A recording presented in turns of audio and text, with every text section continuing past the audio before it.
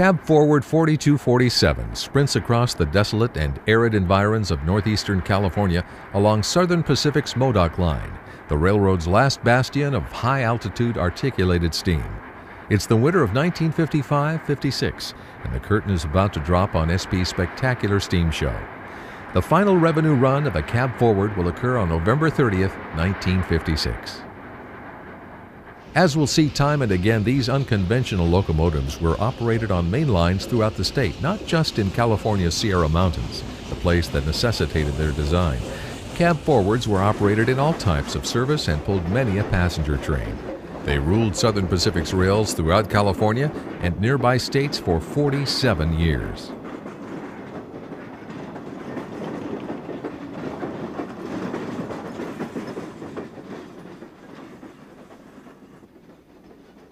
In this program, old film clips and still photographs will be viewed.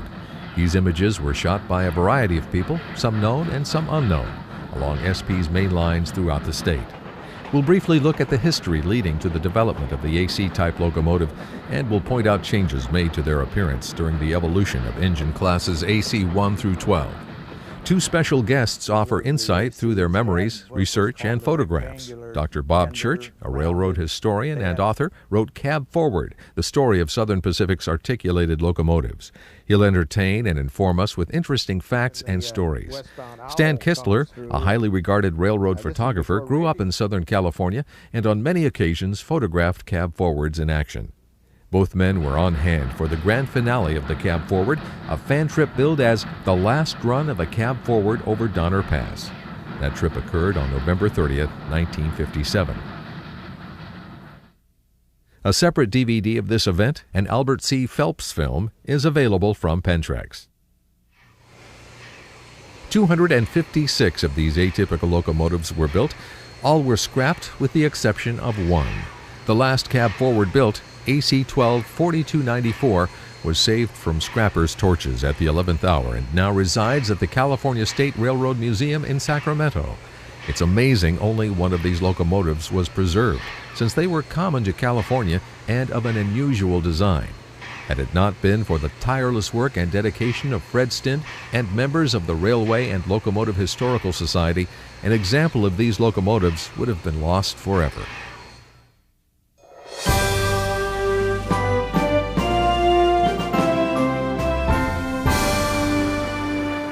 The development of the Cab Forward is as interesting as the design.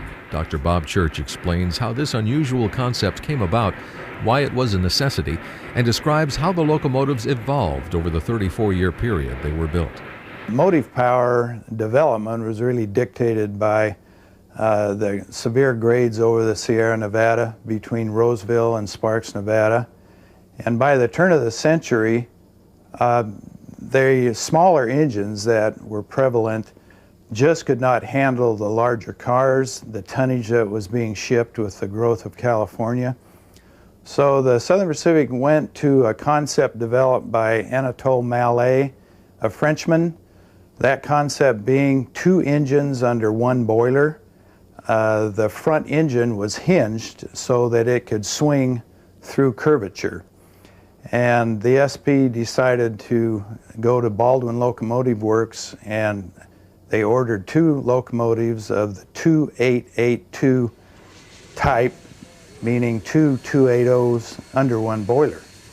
And these engines were true Malleys, being that they had high pressure cylinders under the back engine, and then the exhaust from those cylinders went to huge compound low pressure cylinders on the front engine.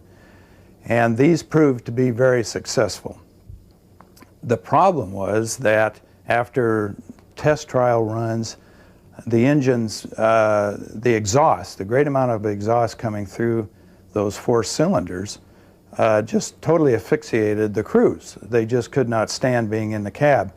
At that time, there were over 40 miles of snow sheds and tunnels between Blue Canyon and Eder on the Truckee side. And so even though the engines could haul anything they could put behind them, the crews could not tolerate it. And the railroad had, one of the front office men at San Francisco recalled an engine, a little narrow gauge engine on the North Pacific coast that was built with the cab in the front. So they took one of the mallees and actually ran it backwards, pushing the tender over the summit, hauling a train, and found that the smoke was not a problem at all. So working with Baldwin, again, for the second batch ordered, they simply put metal across the back of the cab, windows, put a pilot down below, put the tender at the smoke box end, and operated the engines backwards. This was possible by the fact that the locomotives burnt oil rather than coal. Coal, it could not have been done. All they had to do was have a pressurized oil compartment and have about 6 pounds of pressure in that compartment to push the warmed, heated oil up to the firebox. And it proved a very good concept. And that type of cab forward concept was utilized into almost 250 locomotives as the years went by. The initial batch of mallees were 2882 types, although the railroad did build 12 2662 types, primarily to be used on passenger trains.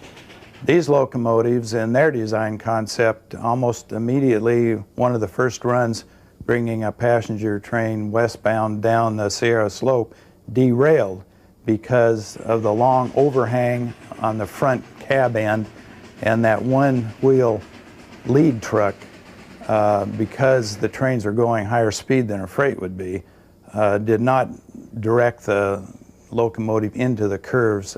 And so they rebuilt the locomotives having a four-wheel lead truck. As the years went on, in the early teens and 20s, the mallees themselves began to prove to not have enough power to pull the size trains needed to be headed east. And the railroad decided to try to initially rebuild the mallees using appliances that were not even available in the teens when those locomotives were built, such as a superheater, a feed water heater, a combustion chamber that allowed better economies with the fire and heating. So in 1927, the railroad rebuilt one of the mallees with 4 high-pressure cylinders and put a feed water heater on it and a superheater. And this greatly increased the horsepower of the locomotives. A year later, they went into a complete rebuild of the mallees and also ordered from the Baldwin Locomotive Works a completely new design of a cab forward with a 4882 wheel arrangement. This locomotive had all the modern appliances: combustion chamber, feed water heater, superheater, hydrostatic lubricators, everything to make the engines much more efficient. Plus, they had a much higher boiler pressure, 235 pounds, and these locomotives proved totally successful. They were first used on the Sierra Nevada crossing, and over the years, the Southern Pacific ordered numerous classes of the 4882 types, and they were utilized over the entire railroad eventually. The first 3 classes of the 4882s had what we call a flat face. The train indicators were outside the cab, so the engineman had to go out on a small little catwalk and, reach up, and this was dangerous. So when the AC7s were developed, they tapered the front of the cab, and that became the real characteristic look of the cab forwards. Gave more room in the cab, and it also allowed the engine crew to change train numbers without having to get out on the front of the locomotive. The other thing that was done, starting with the AC6s, was that the air compressors were placed on the smoke box front, not on the side of the locomotive boiler. This then had the exhaust from those air compressors going straight up into the atmosphere through just a short pipe, not going through the smokestack. So because of that, you developed the typical whistle wheeze type noise of that exhaust, which was just characteristic only to the cab forwards and became kind of synonymous with any taped version of sound of those locomotives, and kind of the noise that anybody that likes cab forwards, that's what you wanted to hear.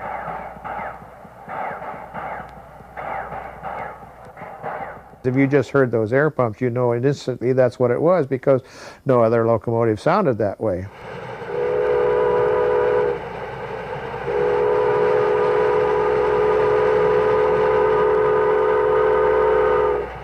They had steam whistles. They were a beautiful chime whistle that was actually developed by the SP, the tones.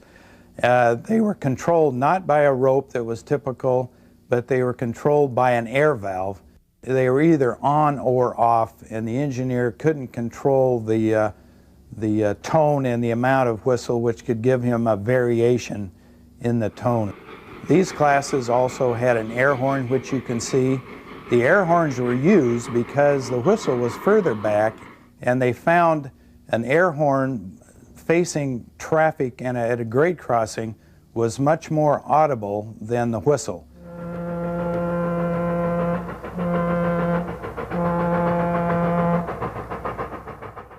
The original three classes of ACs had cylindrical tenders that held 16,000 gallons of water and 4,800 gallons of fuel oil. In 1937, when the AC-7 classes were built after the Depression, they used a much larger rectangular tender, which had 22,000 gallons capacity, and this allowed the locomotives to run further between water stops. Prior to 1946, the front of a cab forward was painted black. Beginning in '46 and until retired, aluminum paint was added for safety and grade crossing visibility.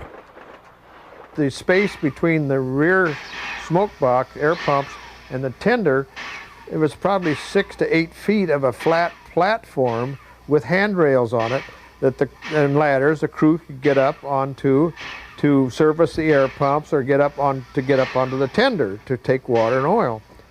And I've heard stories that hobos would get up there and ride, and I'm wondering if they had any hearing left when they got off, because it was the noisiest place in the world, right next to the stack and those air pumps all the time going. We'll now begin a photo safari around the state of California, visiting Southern Pacific's main routes where cab forwards were operated. Since the big articulated consolidations were built to haul tonnage across the Sierra, that's where we'll begin our odyssey, on the demanding grades of the overland route and the climb over Donner.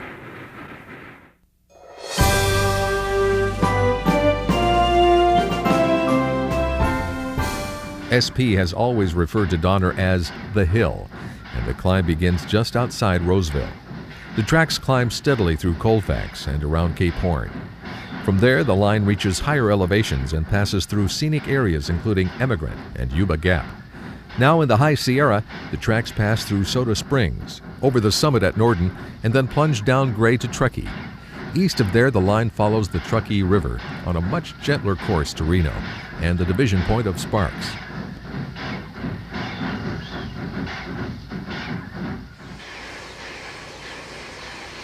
Scenes from an SP promotional film titled "This Is My Railroad" show fireman and engineer aboard a cab forward as they launch an assault on the Hill.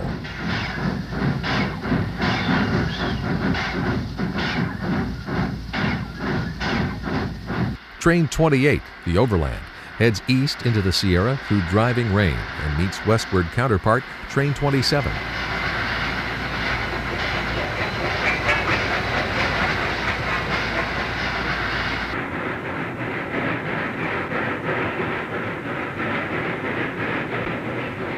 The uphill battle rages as rain continues to fall. Upon reaching higher elevations, rain quickly changes to snow. The crew aboard AC-11 4249 received new orders and forges ahead through newly fallen snow. It's just another day of railroading over Donner.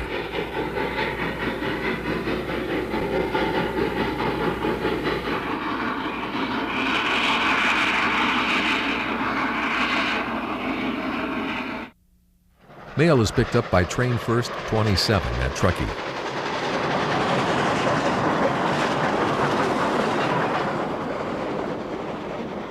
Orders are hooped to the engineer aboard an AC-10.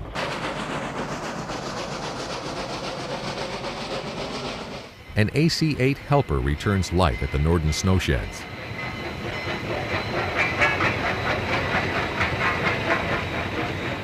An unknown amateur photographer shot the following sequences.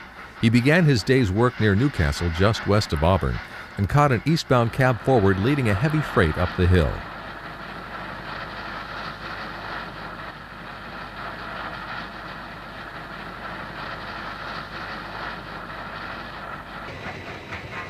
He was in the right place at the right time and lucky to catch a meet with a cab forward leading a westbound train to Roseville.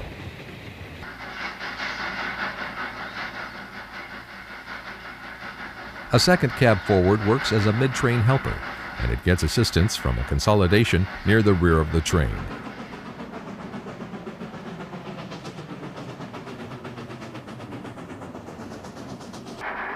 An underpass carries U.S. Route 40 under the tracks.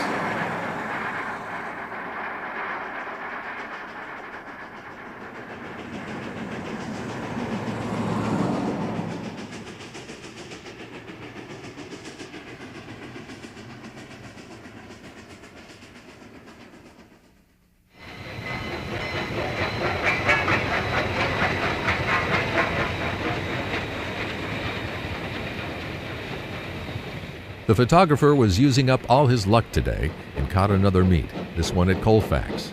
The eastbound train he's been chasing is starting up after taking water and is coming toward the camera.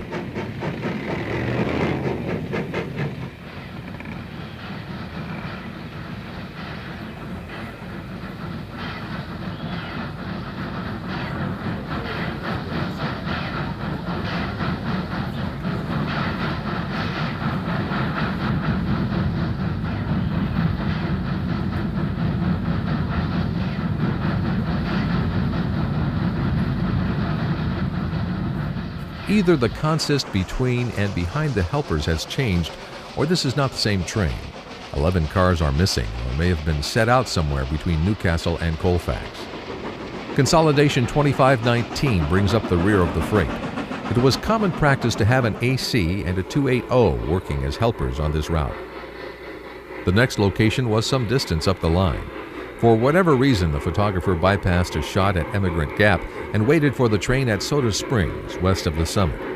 While appearing dramatic, shooting from between the rails is not a safe practice and is strongly discouraged.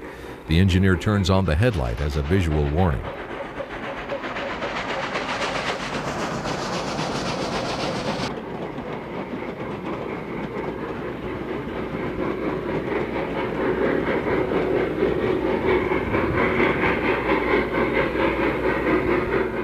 The consolidation is no longer on the train and must have been set out at Emigrant Gap, a common practice since the grade lessons east of there.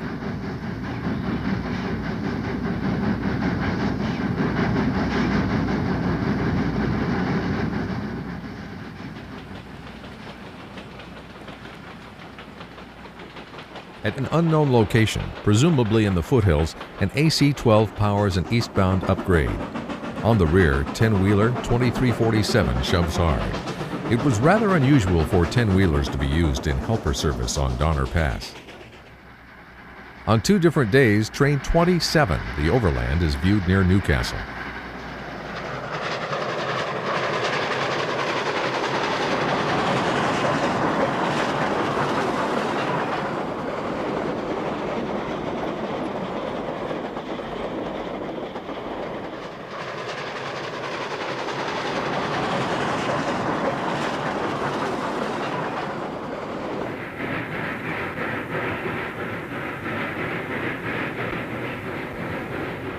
A reefer block storms upgrade near Magra.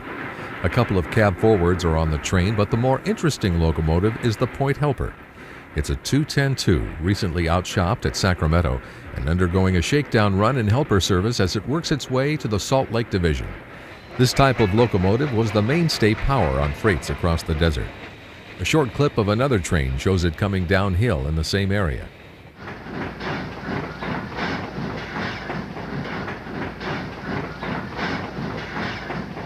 Smoke pours from brake shoes as this westward train rolls downhill at Colfax.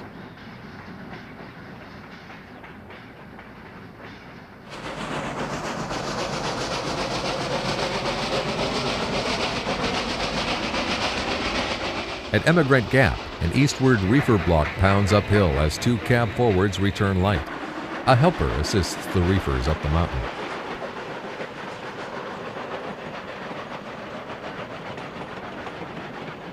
Extra 4249 approaches. This shot is looking the opposite direction from the Highway 40 bridge.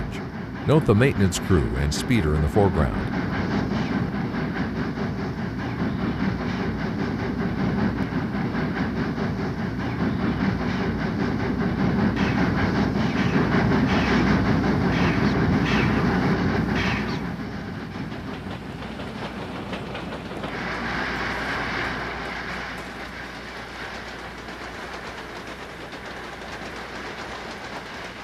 At Troy, the overland drops down grade from snow country.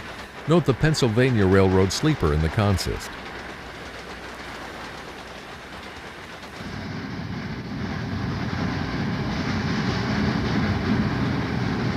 A 482 MT2 helps the overland. These locomotives were obtained when the SP purchased the El Paso and Southwestern in 1924. A short westward train makes its way down grade. Not long after it passes, the Pacific Limited stomps uphill.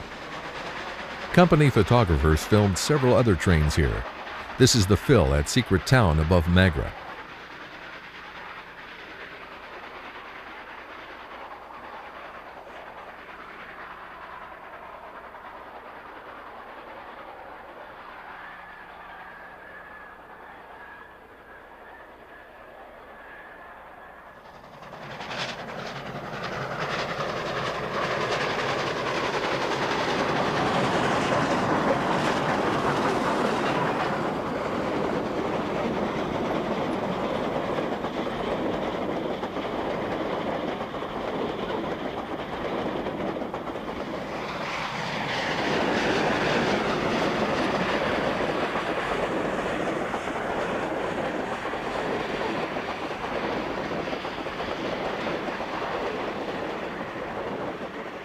The 49er and the Treasure Island Special were streamlined all-Pullman trains that ran during a San Francisco World's Fair in 1939 and 1940.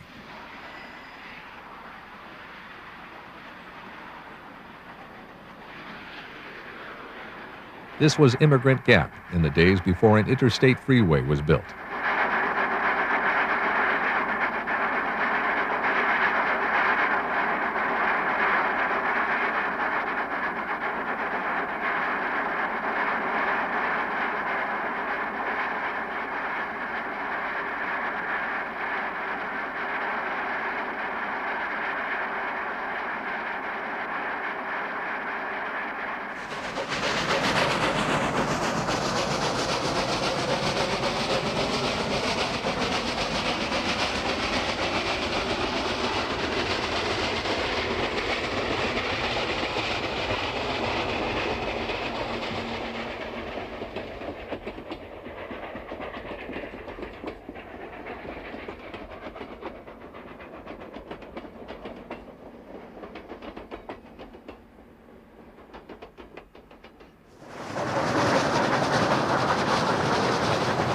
On this day, the Pacific Limited was pulled by a GS-class helper and an AC-class road engine.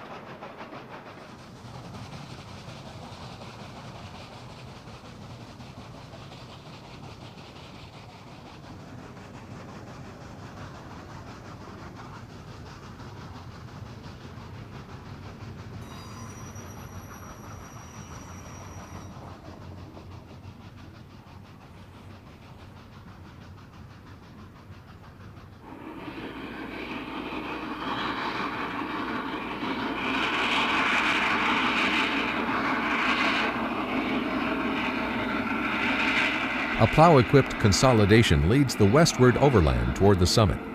Note the round-end daylight lounge observation car. Cab forwards could be found in all types of service.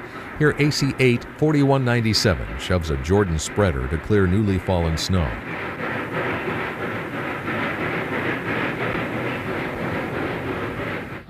Doing the job for which it was built, an AC 10 works hard upgrade with freight in tow.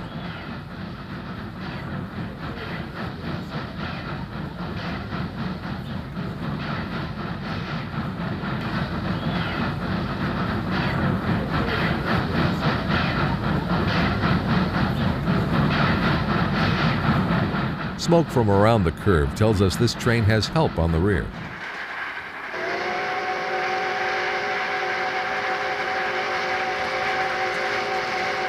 An eastward freight approaches the station at Truckee. This train is headed up the Truckee River Canyon and passes marker 211J and 70C.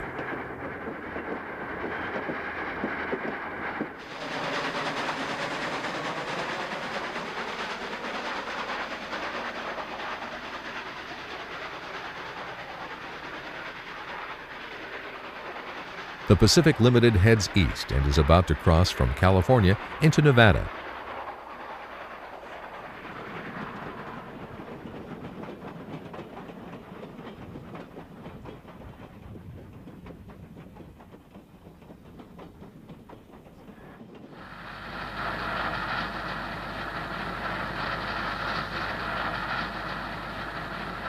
A westward freight rolls along the river as it heads toward Truckee.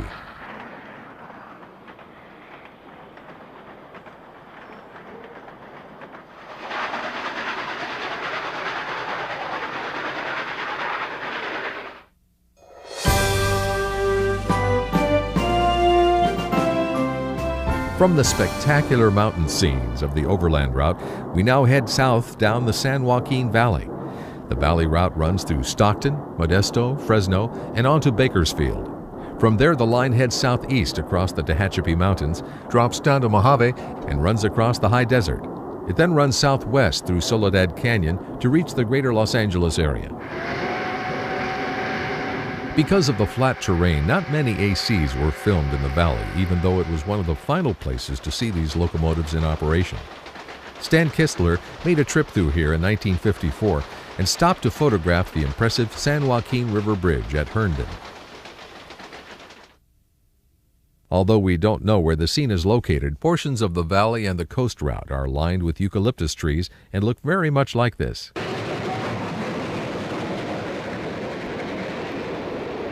That short clip is all we have to represent AC operations on the flat portions of the valley, but we have greater amounts of footage from mountainous portions of the line. In order for SP to access the LA basin, steep grades had to be crossed. Stan Kistler explains. You had three lines of the Southern Pacific out of Los Angeles. You had the main line Golden State route to Yuma, which included Beaumont Hill, from Colton to Beaumont and then down into India. That was a grade, and the cab forwards operated clear to Yuma and even east to Tucson and places like that. So that was not uncommon, and they were serviced and shopped in Los Angeles. Los Angeles General Shops was a major shop on the system and did heavy overhauls, and there were always cab forwards coming in and out of that place. And then you had the coastline, which veered off from the San Joaquin Division at Burbank Junction. I've seen the cab forwards on sugar beet trains coming out of the Imperial Valley, going up to Guadalupe, and where they connected with the Santa Maria Valley, and solid trains of sugar beets with a cab forward on the point, maybe a 210-2 on the rear. And freight trains, before the F3 and F7 freight diesels, the so-called Black Widows, became available down here, why probably 75% of the freight trains up the coast were taken out of Los Angeles with cab forwards. And definitely the San Joaquin trains, which went by way of Tehachapi, you had three mountain passes, whichever way you go out of Los Angeles. Stan frequented Tehachapi and all of the lines in and out of Southern California. He was a man on a mission. What I was after was any remaining steam locomotives. As I started doing this in about 1947, and I knew that the steam locomotive was was not going to be around much longer. Once I was indoctrinated into what makes for good action photos, and this was all the work of a great guy by the name of Frank Peterson.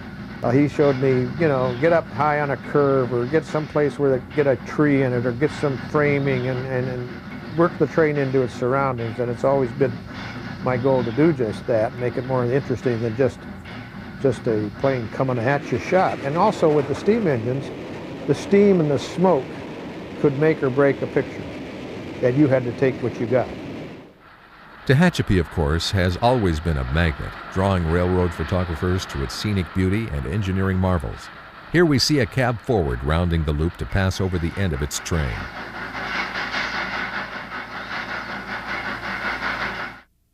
Official SP filmmakers shot a 1929-built AC-5 in the Tehachapi area. These scenes are from a company promotional film.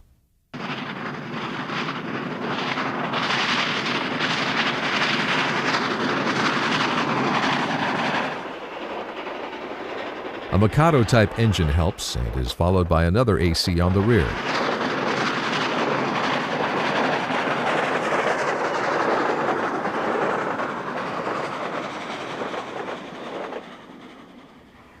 The 4125 is a Class AC-5 locomotive.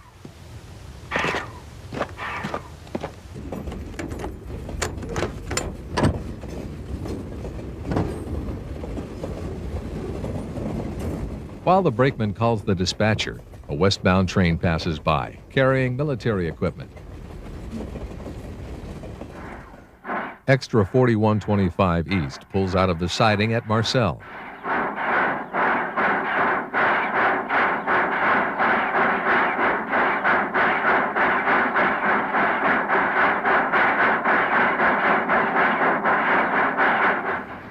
Cab forward struggle upgrade, lifting a long freight around Tehachapi Loop.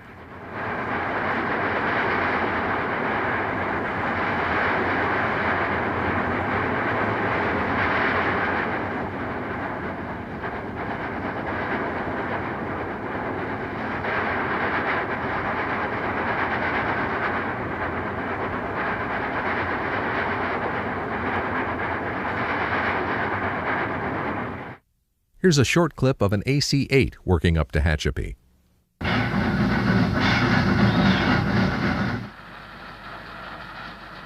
In these old film clips, we see 4 locomotives moving a train toward the loop.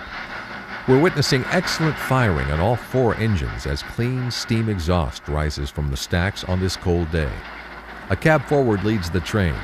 Mid-train helpers include a Mikado and an MT-4.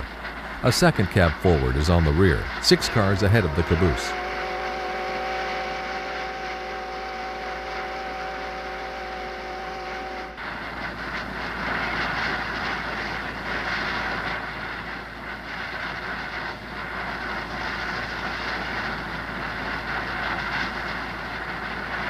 The train takes the siding at Waylong and is passed by Santa Fe's Grand Canyon.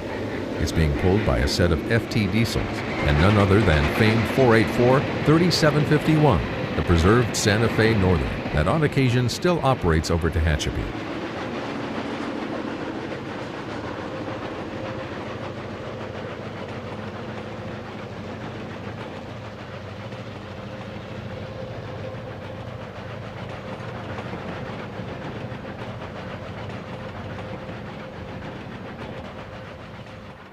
Here another cab forward shoves a freight around the loop.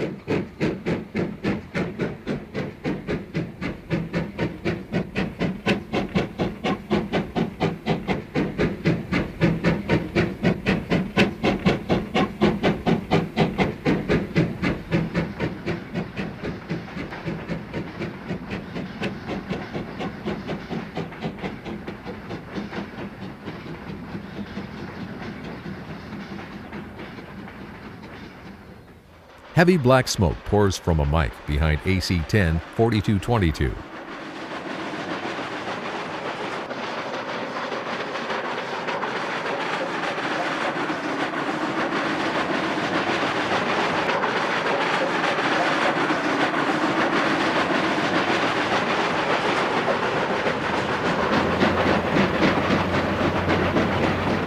We believe this scene was shot at Bealville.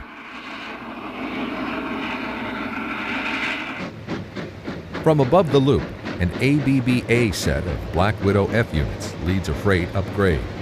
A cab forward assists and has found 16 cars from the caboose.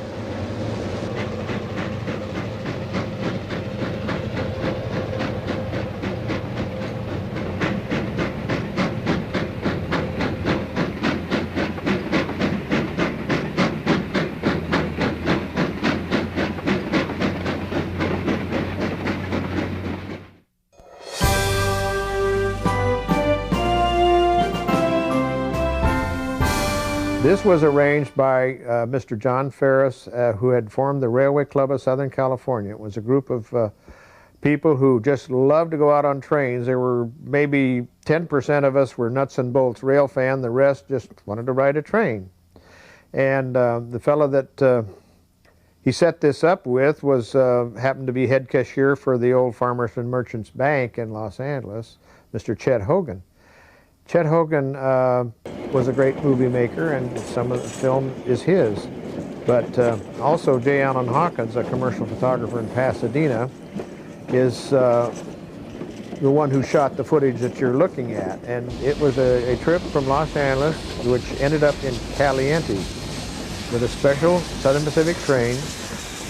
As you see, we had double headers out of Los Angeles with a GS-type engine and a cab forward. But Southern California, the last steam was 1955, and that was the small power. The articulating, the cab forwards had been moved away from there. At Lang, they did a reenactment of the driving of the last spike in the Southern Pacific's entry into Southern California. It was kind of a symbolic thing, and some of the club members dressed up in period costumes, and we had ladies from Daughters of the Golden West and also dressed up in period costumes, and there was a lot of just fun going on. And then SP just went along with it. The train, we always had a train master on the train, and as it was, we were there doing this thing, and the westbound owl comes through, and this is before radio, and the train master sends the brakeman way down the track, says, "Slow it down, we got a lot of people on the track."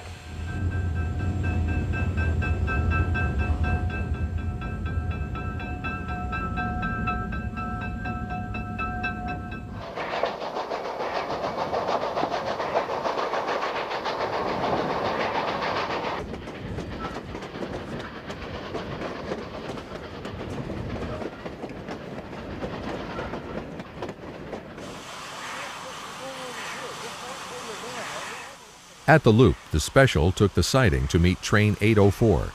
This gave passengers an opportunity to photograph both trains.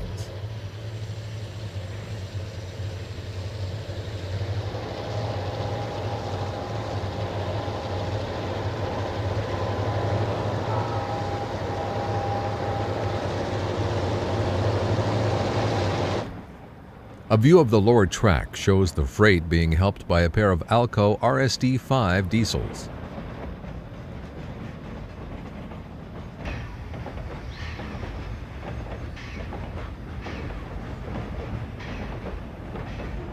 Further along the way, the special rounds the big curve at Caliente.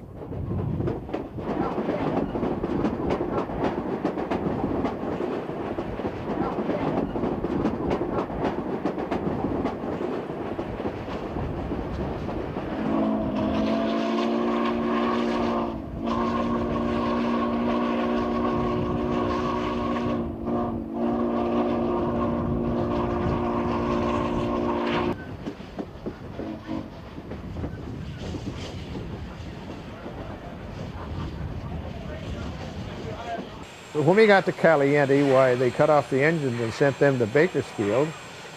We stayed at Caliente for a good hour, an hour and a half or so, and they brought us 2 more engines to take us back to LA, and they were a little bit dirtier than the ones we'd left.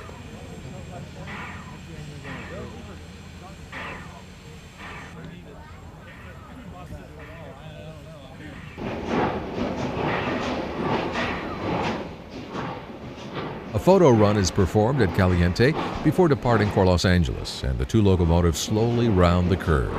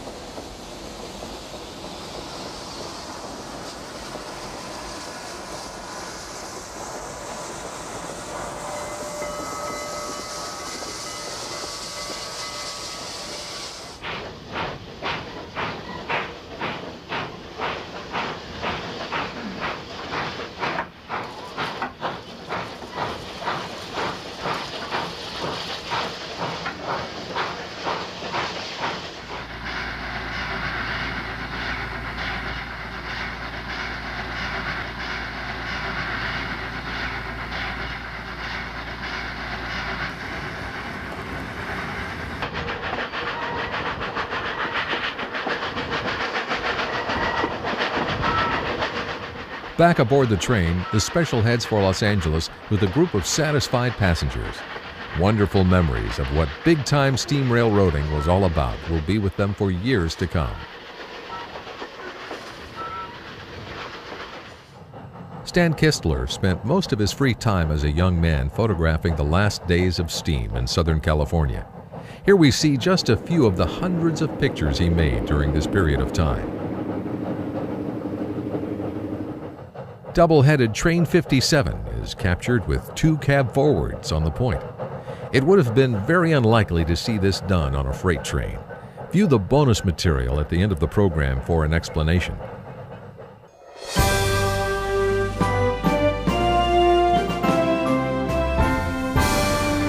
The Sunset or Golden State Route departs the Los Angeles Basin through Colton and over Beaumont Pass. From there it heads southeast across the desert, passing through Palm Springs, Indio, and along the Salton Sea before arriving in Yuma, Arizona. Here's a shot Stan took in the early 1950s of an AC-6 passing an excursion train along the Salton Sea at Ferrum. The 4133 was scrapped in September 1955.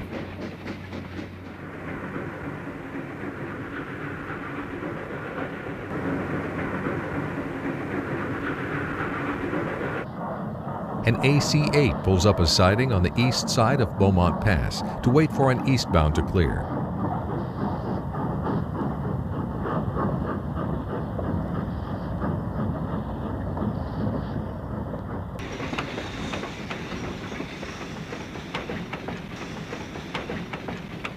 With a signal to proceed, the 4202 gets underway.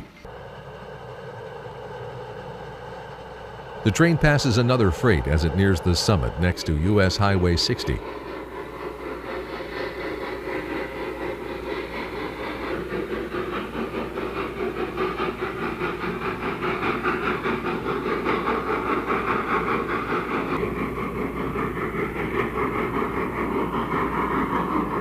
We were out of Colton one day in December of, I think it was 1952, and just out there to shoot locomotive pictures, and I see him getting this train ready to go over the mountain to Indio, and there's a cab forward on the ready track and an 1800 class 260 mogul, and there's another 1800 260 mogul that goes up and ties onto the head of this train. And I said, wait a minute, they're going to run that train over the mountain with that little thing on the point? And sure enough, they did. So we followed it all the way up through San Timoteo Canyon through Redlands. The helper on the rear end was a cab forward and another 260 mogul. And I found out later from the roundhouse foreman that they were transferring those locomotives, the little moguls, down to the Imperial Valley for the big December lettuce rush. And so we're not going to run them light, that is without a train. They put them to work. But I often wondered when I saw that, coming down grade on the other side of Beaumont Hill into Palm Springs, how that poor little engine handled. There was 97 cars on that train, and he's got one set of air pumps. And how did he handle it? I don't know, but it must have been pretty carefully.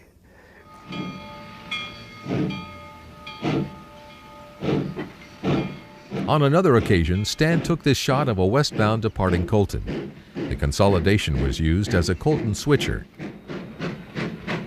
Stan says this is one of the finest shots he ever took of a cab forward and explains what it took to get the photo. Nothing but luck. Luck. I'm driving east to San Bernardino to photograph the Santa Fe. I'm driving out Valley Boulevard, which is now the San Bernardino Freeway. And I see this huge cloud of steam coming out of Colton. And I knew I was right next to the SP track, so I just pulled off Cherry Avenue crossing and waited out there and grabbed that shot with just like that. Luck, nothing else. On one of his frequent nighttime sojourns to Glendale, Stan took this shot of the owl making its station stop. Train 51 rolls along the Los Angeles River on a very smoggy day.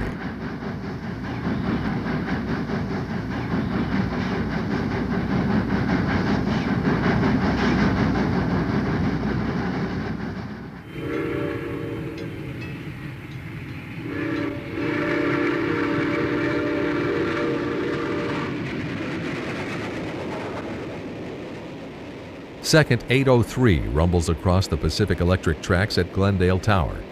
The train is headed to Bakersfield via Tehachapi, and as was the practice at this time, already has helpers on the rear. The helpers will stay with the train all the way to Bakersfield. An AC-8 pulls train 834 through Glendale, much to the delight of a young fan.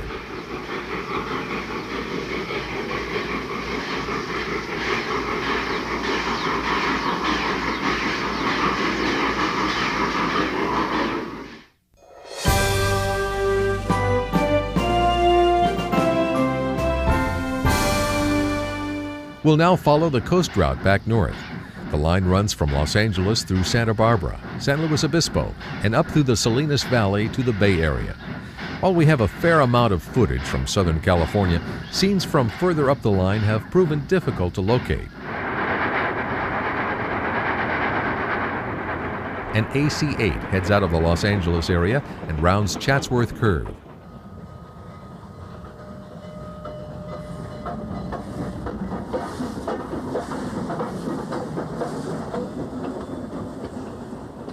At Chatsworth, an AC-12 heads west. Just up the line, a pair of Black Widow Fs led a cab forward toward Los Angeles.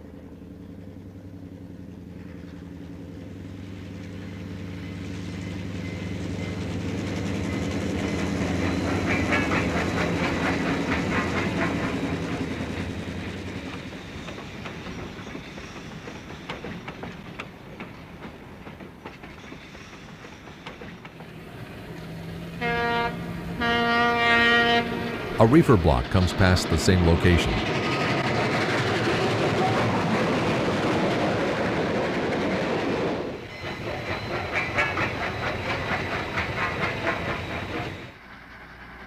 At Simi Valley, the second section of train 836 rolls by.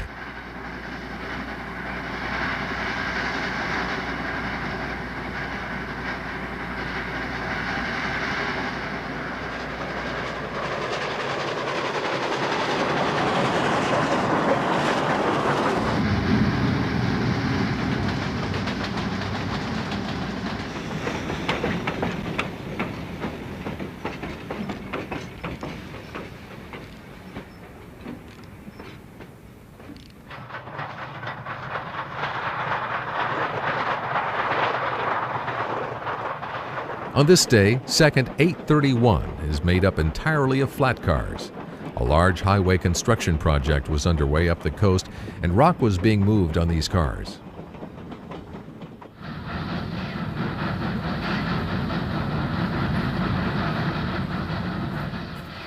There were many women operators on the SP, especially during World War II. Dr. Church relates a story he was told by a woman operator. I had a patient who during World War II was a telegrapher out at Point Conception, California. And she related how she absolutely hated having to hand orders up to most of the trains that were conventional cab behind, because she said I'd see those flailing rods and the steam coming at me out of the cylinders, and I'd stand there half the time with my eyes closed, and then when I'd feel the jerk, I'd jump back. But she said on the cab forwards, I could hand them up and immediately get away from the engine. So she said that the only ones that I didn't mind giving the orders to.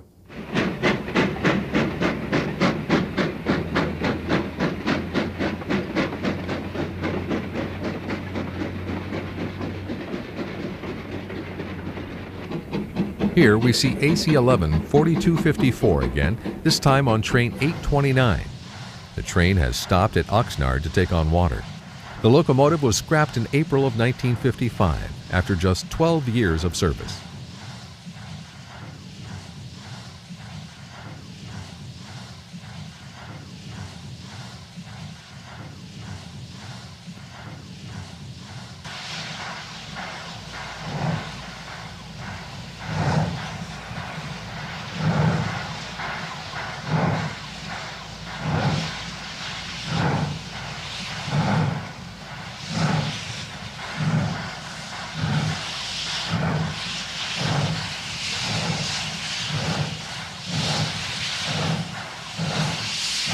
As she slowly starts her train, the big AC-11 will head north through the heartland of California to her destination at San Francisco.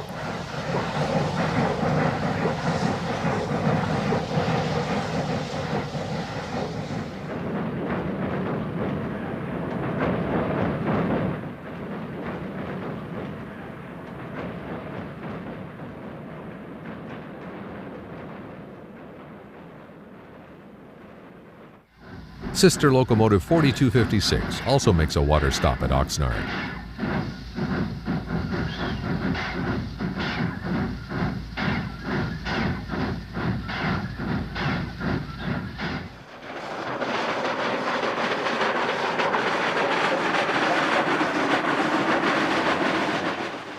An AC-8 pulls first 765. We believe the location to be Santa Barbara. Loads of Navy pontoons are being hauled north.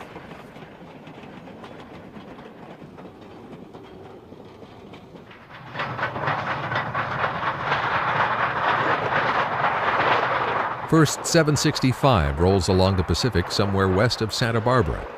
It would appear this clip was taken on another day because this consist is considerably different from the previous clip.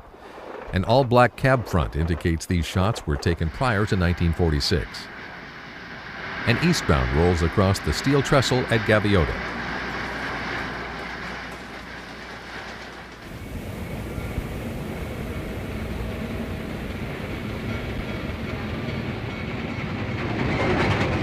A cab forward helps train 98, the Coast Daylight upgrade out of Santa Margarita. Helpers were added here for the 2.2% grade across Cuesta Summit.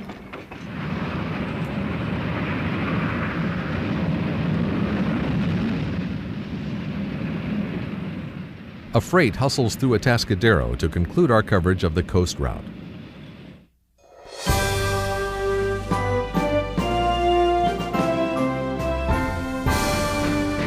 We'll now take a look at cab forwards operating in the Bay Area.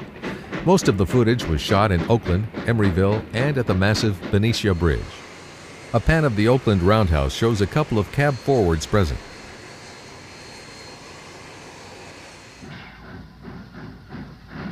An AC-10 lumbers past the Oakland Army Terminal on its way into the yard.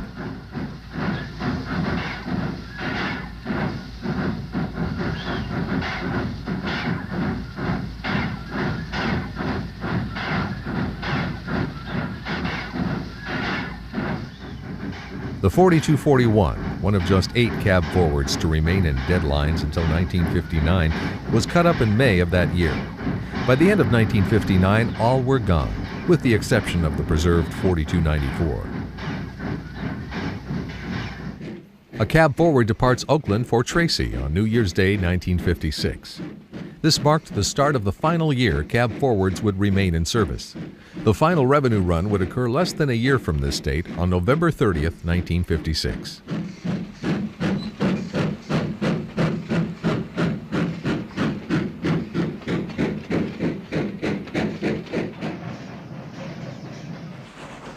These clips, shot at Shell Mound Tower by amateur photographer Walt Ringbaum, are priceless.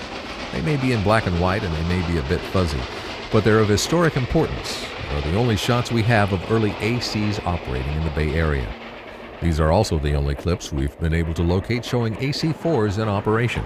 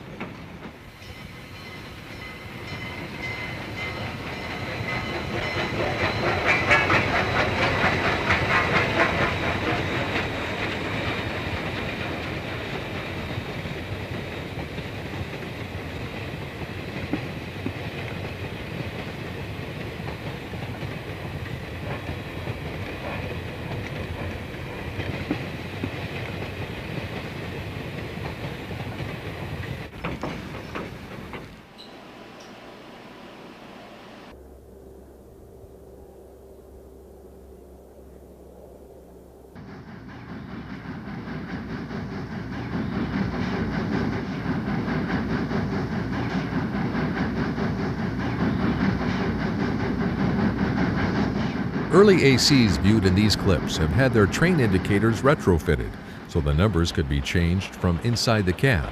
This was done sometime around 1950. Operator Bill Steele prepares orders which will be handed to a passing train.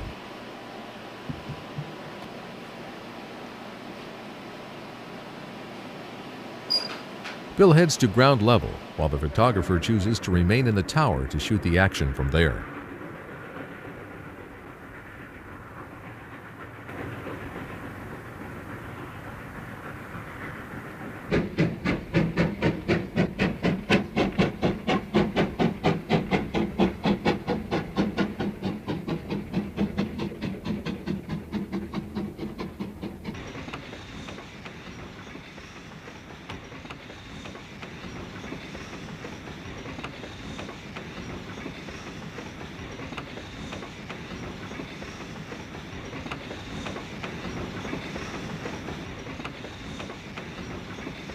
The operator gets set to hoop orders to the conductor.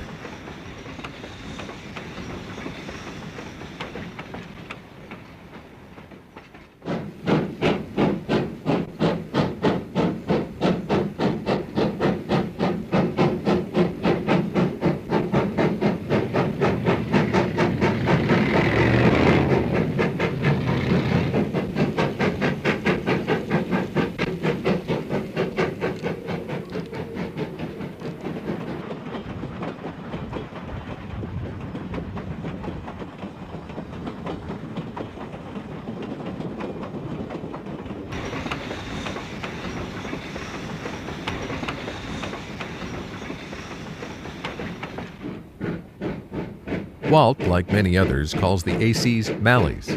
That's of course not a true description, as the locomotives were actually simple, meaning both front and rear cylinders received live steam. Old names, however, are hard to change, and many SP engine men called them backup Malleys right to the end. This originated from the fact that the first cab forwards were compounds, or Malleys, and the name stuck.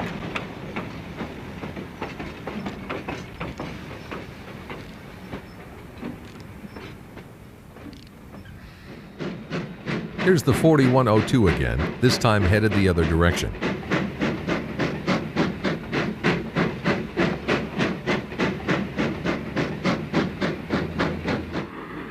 The 4111 is shot from inside the tower as the operator does paperwork.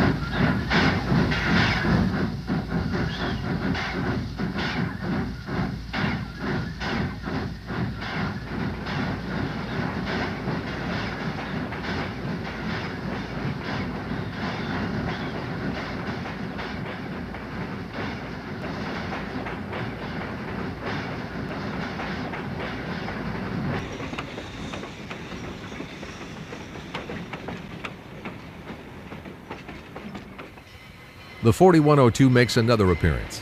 We believe these clips were shot over a period of time, since we see the same engine several times, and the local switcher is sometimes steam and sometimes diesel.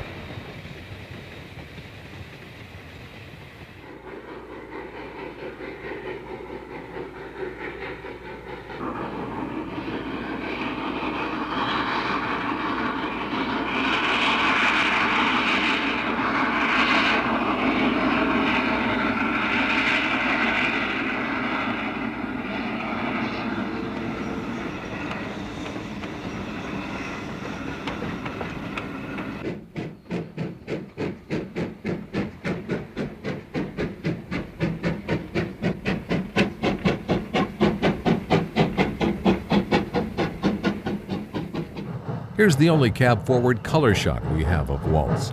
It's our old friend, the 4241 again, this time headed for Roseville.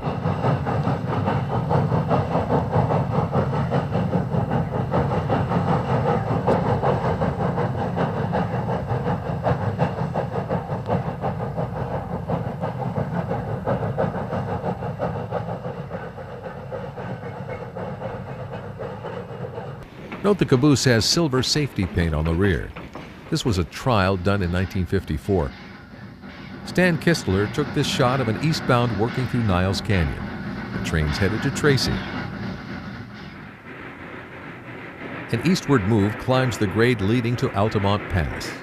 The tracks on the other side of the highway belong to Western Pacific.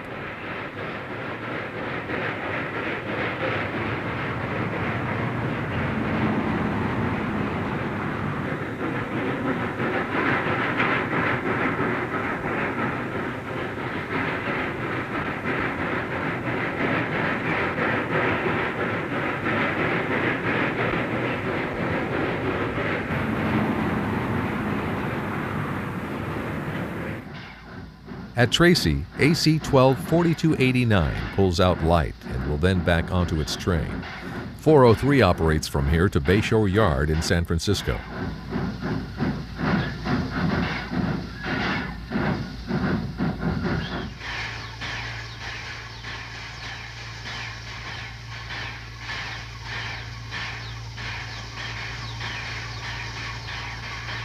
AC 114247 works at Tracy and slowly pulls ahead.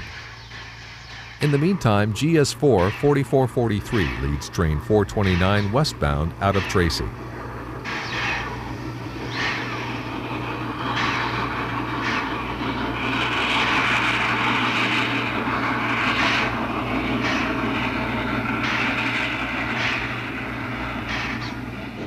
At Port Costa, an ultra-short clip shows an AC-5 in action.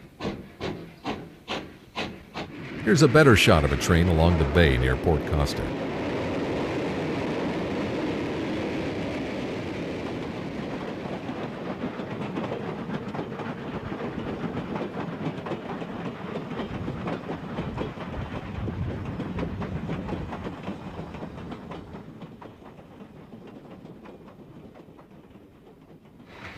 At the Martinez end of the Benicia Bridge, a light engine movement heads west. An eastward reefer block climbs the grade leading to the bridge.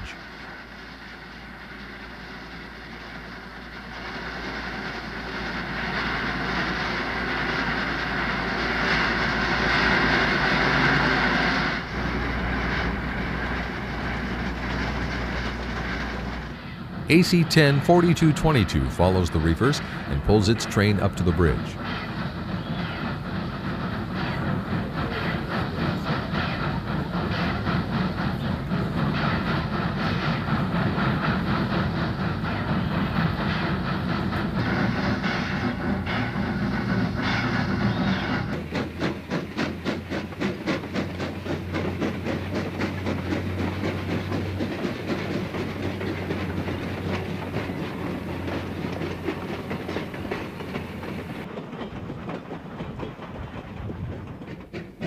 A train headed west comes off the bridge.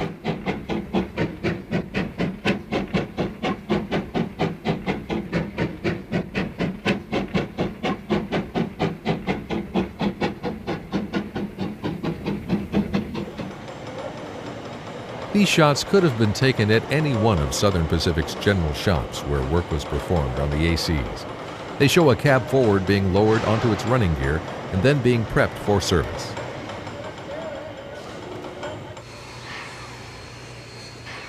The 4267 is now under steam and is being readied for service.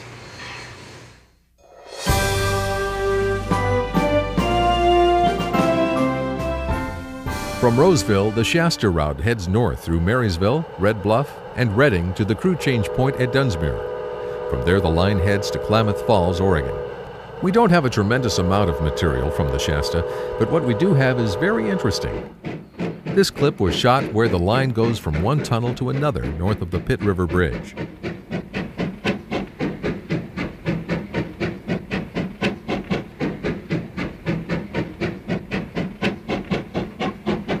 What makes this an important piece of film is the locomotive. It's an AC-6 that had its cab replaced with a modern angled one. There were several older ACs that had this done after being involved in an accident. We know the shot was taken prior to 1946 because the cab is painted entirely black. Post-1946 locomotives had aluminum paint applied to the cab front for safety and for grade crossing visibility. When the cab-forward design was first introduced, engine men were fearful of head-on crashes. However, the smoke-free, unobstructed view down the tracks made such crashes less likely, winning over the crews who loved the design. The steep grade from Dunsmuir up around Cantera Loop to Azalea and on up the line required extra help. Here, two AC-6s and an AC-10 moved tonnage up the spectacular 2.2% grade.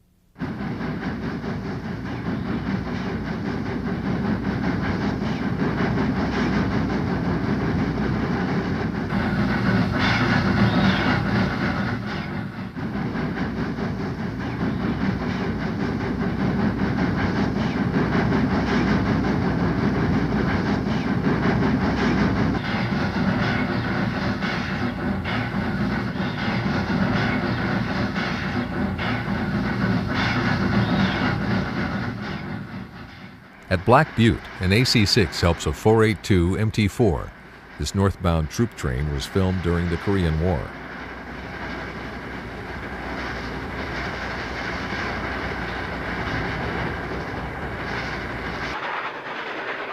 A train with F units on the front waits in the hole for the passenger train to clear. This short clip shows an AC in silhouette with a very prominent and glowing Mount Shasta in the background.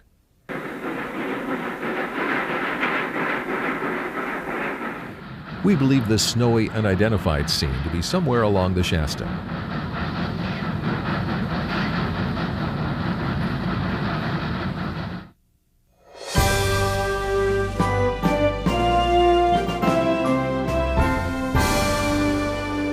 The Modoc line runs southeast from Klamath Falls, Oregon to Alturas, California. From there it heads south and then southeast to Fernley, Nevada, where it connects to the overland route. The line eliminates 210 miles for freight headed east from Oregon and also eliminates the Sierra crossing. The line was cab-forward territory right up to the end of the era and was a magnet for steam photographers in 1955 and 56.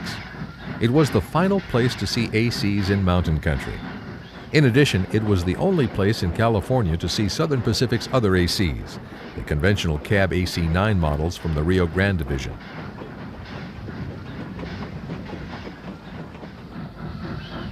Stan Kistler relates a trip he made to the Modoc in 1954.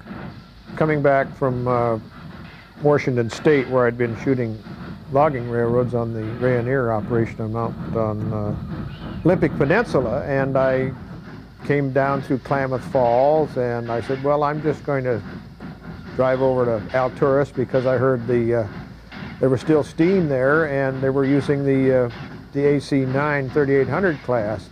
And the reason that they ended up there was because there were no tunnels on this line, is by my understanding. So the crews went from Alturas to Wendell, and Wendell is way in the middle of nowhere out there in the desert of Northern California, and then down to Fernley by Pyramid Lake and into Sparks. Well, I was able to spend a day or so up there, and was at Alturas when they cut in the helpers and made up the trains. Then followed a train down to Likely and got one or two eastbounds there, southbounds I should say, with a cab forward on the point, a cab forward in the middle, and an AC-9 3800 on the rear ahead of the caboose. And then they would run the light engines down from Sagehand back to Alturas, and I think I got one or two freight trains that coming toward Alturas with just one single engine. But I also was into photographing just the locomotives, so Alturas and Wendell were both excellent places for shooting standard locomotives. And the light was just perfect, and it was in the summertime. But it was very desolate out there. I will attest to that. And I've been in all kinds of places in California, and that was one of the worst.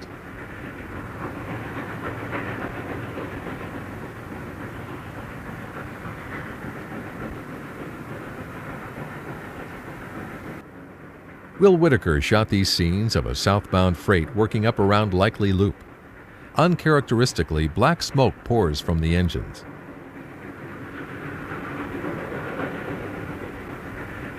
An AC-9 works as a swing helper and can be identified by the smoke bellowing from the front of the locomotive.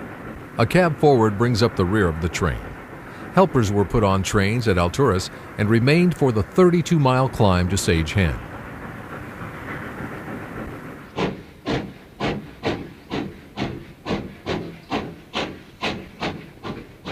At Sage Hen, helpers were generally taken off. We're viewing the rear portion of the train as the swing and rear helpers move forward. Once the helpers are cut out, they'll return to Alturas.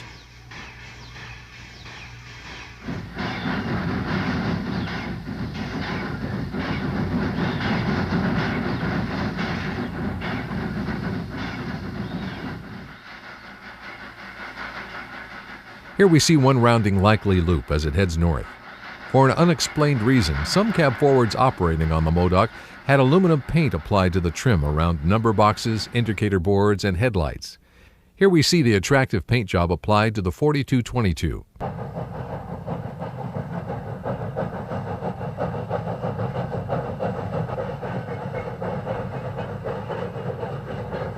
It looked like it was a very cold day to be pacing a train across this barren terrain. Stan Kistler offers his opinion about the paint. It could have been that the shop superintendent or the master mechanic at Spark said, well, as long as we're getting a paint job on these, we'll just paint a little bit of extra on them, and they put a little aluminum paint job around the locomotive numbers beside the headlight and also around the indicator boxes up at the top. It wasn't on all of them, and it could have been done by some painter in Alturas for all I know, but it was kind of unique at that late stage. This was 1954-55. Another train rounds likely loop. Unlike the earlier one, this train is powered entirely with cab-forward locomotives. The effect of the exhaust splitter is clearly seen.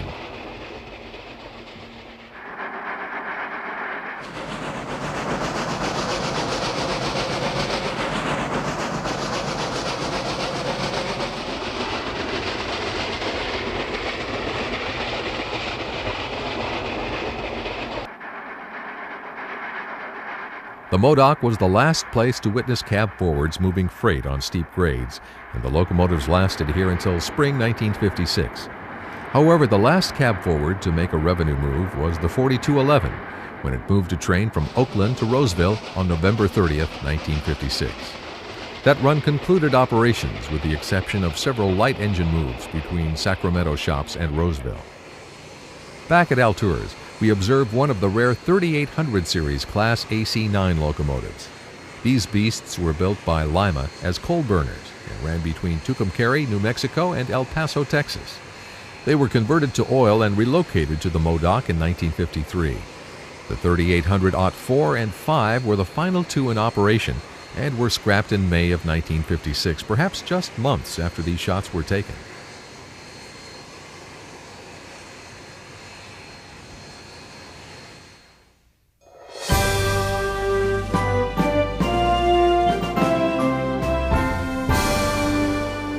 The last cab forward to operate anywhere took place on November 30th and December 1st of 1957. The occasion was a final farewell fan trip from Sacramento to Sparks and return. It had been over a year since a steam locomotive had crossed the Sierra. Stan Kistler explains how this trip came about. Southern Pacific by 1957 had ceased all steam operations except one place, and that was in Douglas, Arizona. That means there were lines of dead locomotives in Roseville and various other points on the system that would probably never turn another revenue wheel. There were several in Roseville that had been what they call stored serviceable. They could be fired up. They were cold, but they could be fired up in any case of an emergency. And this organization knew about this, and they pleaded with management in San Francisco to say, please let us fire up one of them that's serviceable, make an absolute last run over Donner Pass with the cab forward. And that's how it came about. They sold tickets on it, and I was one of the ones that got a ticket. I don't know, there probably were 500 people on that train. I went on the last operation of a cab forward. It was really the first fan trip that I actually went for a ride on. Until that time, I was 18, I really didn't even have a driver's license and a car to chase trains. I was just a little too young to get out for much of steam, and I finally began to realize that the end of steam was here. So a classmate of mine and myself got tickets for the excursion on November 30th and returned December 1 in 1957. I remember getting down to the station and the engine was sitting there waiting for the train to come in from Oakland, powered by diesel. And all I wanted to do was stand there and listen to the air compressors going. I was mesmerized by that, and that was a sound that I will always remember from the cab forward.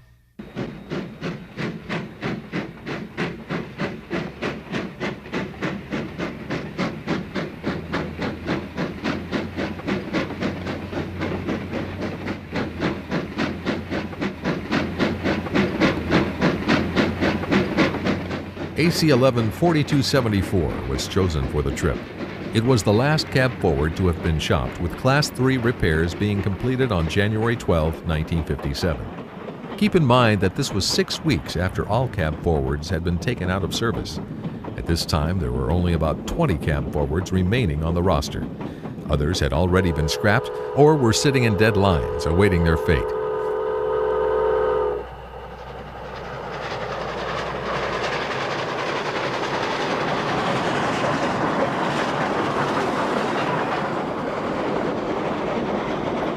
A fair number of people chased the train both directions, and curious onlookers came out to see the historic moment of this last run. The whole experience was just new to me. I remember we stopped up at Penryn and everybody got off and stood up on the hillside, and the train backed down and then came at us with just oil smoke bellowing out of the stack. Not typical, but you know, to make good photographs, and seemed to be what the photographers wanted.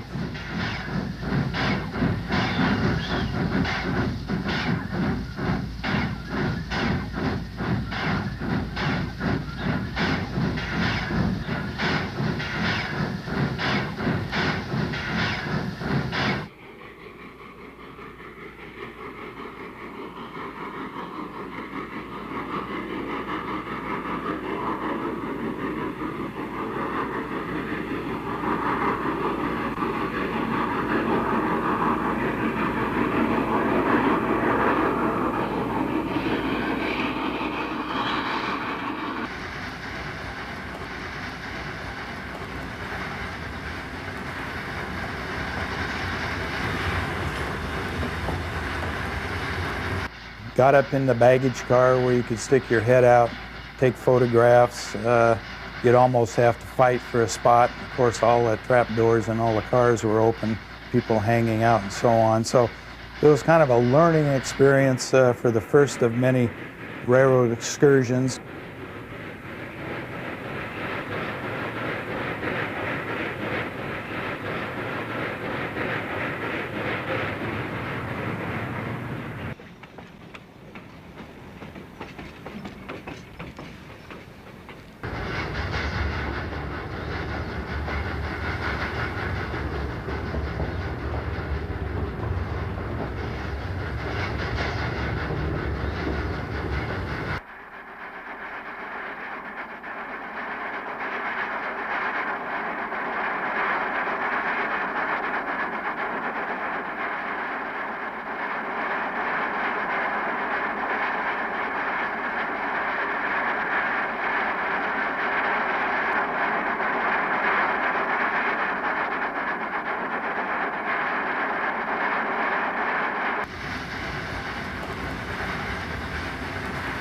The train passes through higher elevations now, and early snowfall already coats the ground.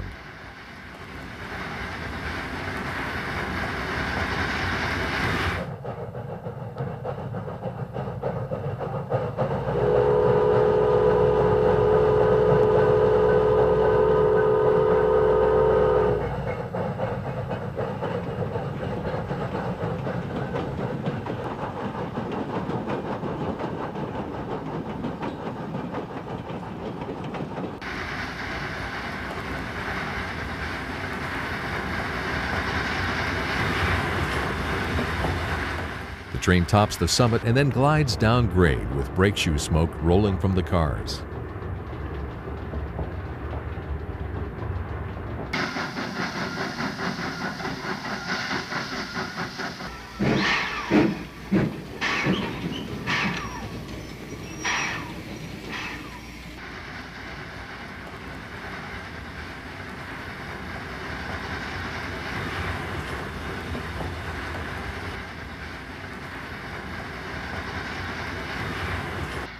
From Truckee, it's smooth running along the river into Reno.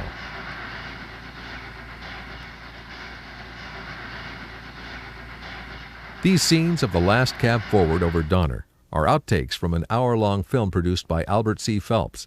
This film is available from Pentrex. Next morning, December 1st, 1957, the locomotive was serviced at Sparks prior to departing for Reno. Much to the delight of photographers, the cold, crisp air was ideal for producing clouds of steam.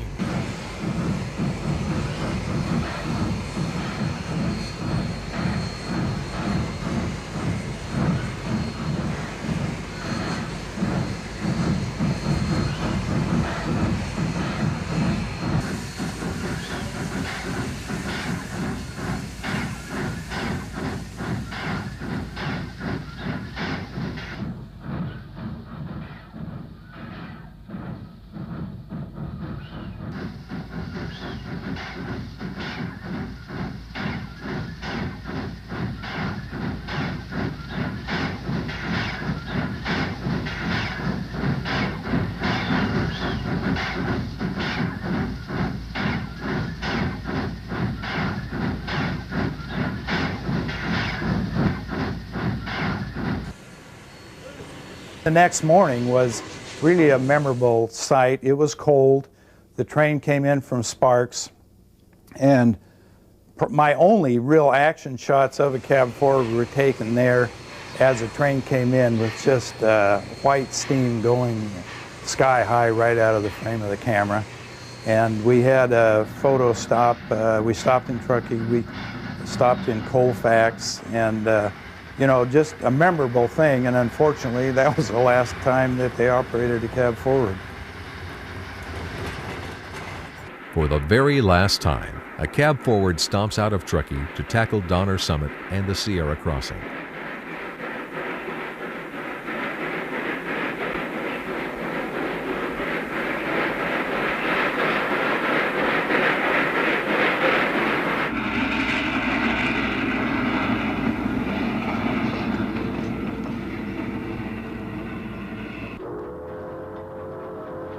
After reaching Summit, the 4274 has easy going for the rest of the journey to Sacramento.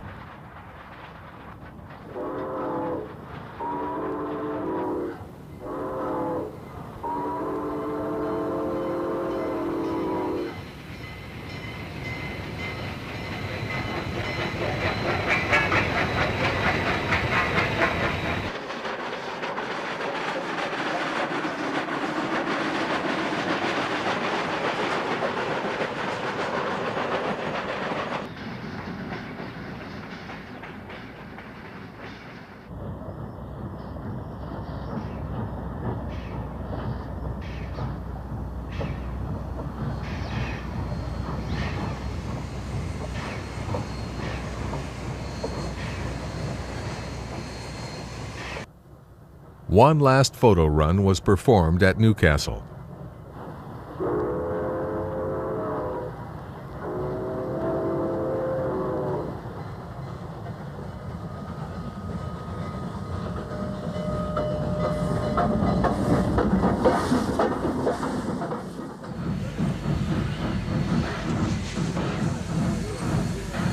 The journey is over, and so is an era.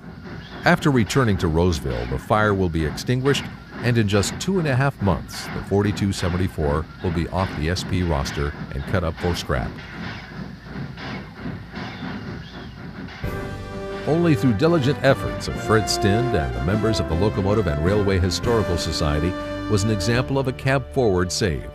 The 4294 was the last AC built, so it's appropriate it was selected for preservation. The engine is now proudly displayed at the California State Railroad Museum in Sacramento. The massive locomotive draws people by the thousands. A monument to ingenious engineering, the 4294 is a symbol of major achievements made during the era of big-time steam railroading, a period when railroads played a major role in expanding commerce by conquering our nation's vast distances.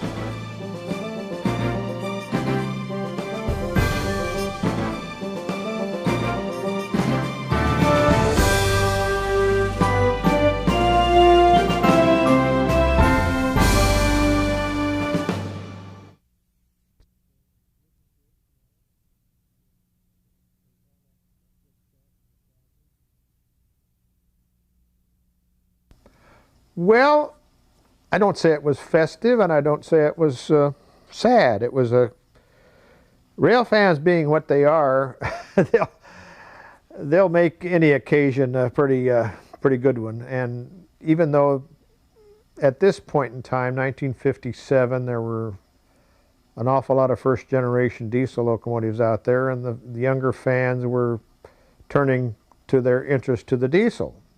And thus old-timers, that I should say old-timers, decided that, I mean, we just thought that, well, it's an end of an era. We've seen an awful lot of ends of an era in the last 10 years, but as far as the steam locomotive is concerned, it was just one last chance to hear one of these babies and ride behind it, sing, listen to it, smell it.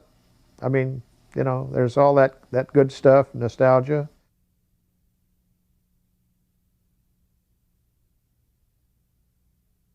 That was chosen by a lot of people's input because it was the last of the cab forwards built. And Mr. Russell, the president of the Southern Pacific at that time, was he was going to scrap them all. And a lot of people pleaded, notable rail fans. I think Dr. Denny Spock was one of them, and several others that I can't think of names right now, but they pleaded with Mr. Russell personally to save one of those locomotives which were exclusive to the Southern Pacific. And that's how the 4294 happened to be saved, and luckily it was the last one ever built. There were no numbered higher than that.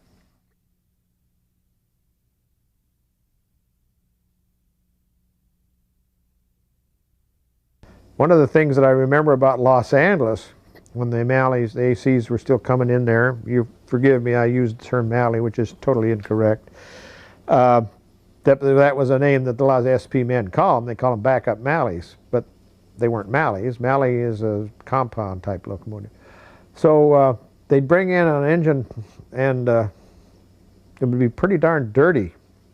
And I can remember setting that locomotive over into the paint rack and just going over it with a coat of black paint over the grease and all, because it was called for a passenger train that night. It was, I don't know whether it was quicker or cheaper to paint it than it was to steam clean it. And of course, in the last years of the cab forwards, they very seldom painted the name on the tender, because in tunnel territory they just got so dirty so quick you couldn't read it.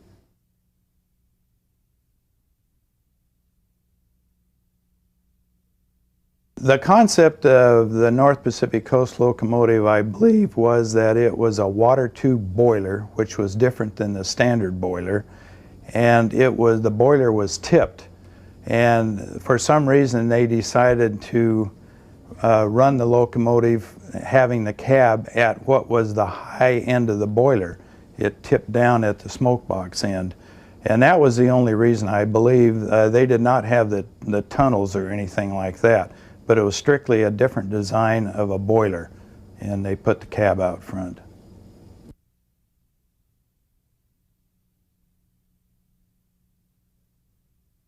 On freight trains of that time period, the standards for draft gear, couplers, and things like that were just being improved. I mean, you still had trains without roller bearings, you still had trains with friction bearings, you had couplers on boxcars that might have been from the 20s. So if you can imagine the tractive effort of two of those locomotives and the pull on that first coupler with maybe 3,000 or 4,000 tons behind it, they were always having break-in twos with just one engine. What would it have been like with two?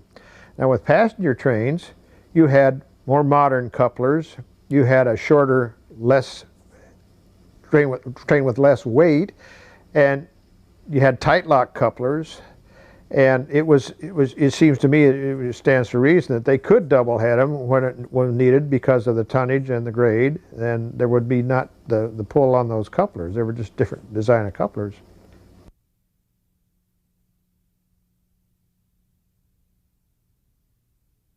The San Joaquin Daylight was SP's companion train to the Coast Daylight, and it ran over the Tehachapi's from Los Angeles, over the Tehachapi's to the San Joaquin Valley to Oakland.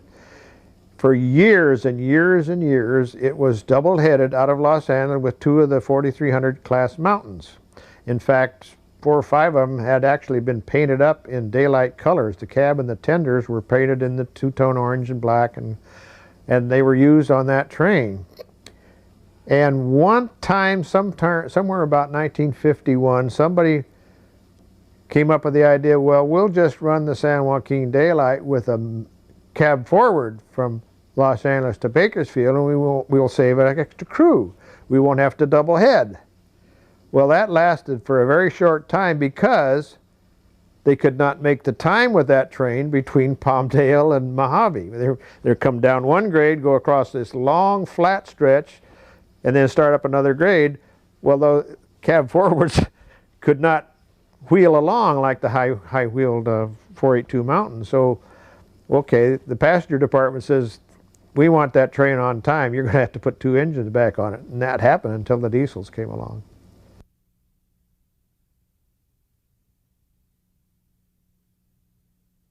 It was easy to get permits from the railroad management to be on the property. All you had to do was sign a release. I had permits on the Southern Pacific for many years on the whole western area, where it was signed by the Vice President of Operations, and I just signed a release saying that I would not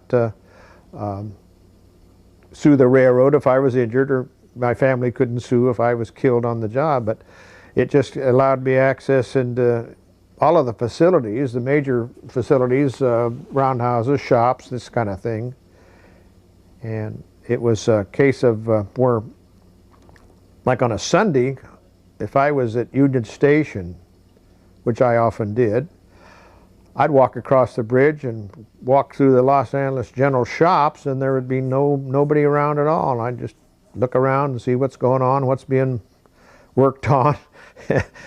Never was I challenged there at all by any railroad police or any railroad workman. But if like Taylor Roundhouse in Los Angeles, you could go over there, drive in on a city street, park right next to the where the leads were for the engines that are coming in, and shoot pictures to your heart's content. Nobody ever bothered you.